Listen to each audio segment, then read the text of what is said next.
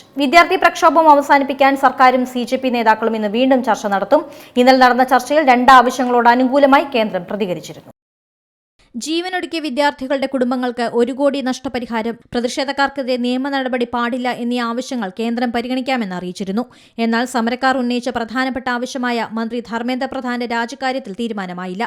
ഇന്ന് വീണ്ടും ചർച്ച നടക്കും. പ്രധാന്റെ രാജിക്കാര്യത്തിൽ തീരുമാനമായില്ലെങ്കിൽ രാജ്യവ്യാപകമായി സമരം ശക്തിപ്പെടുത്താനാണ് തീരുമാനം.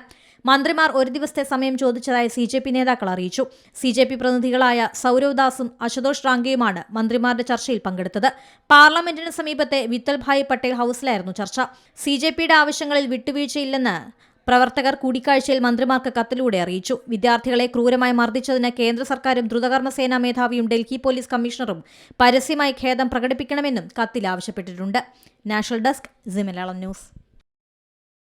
ഏറ്റവും പുതിയ വാർത്തകളും വിശേഷങ്ങളും വിരൽത്തുമ്പിലറിയാൻ സി മലയാളം ന്യൂസ് എല്ലാ ഡിജിറ്റൽ പ്ലാറ്റ്ഫോമുകളിലും ലഭ്യം.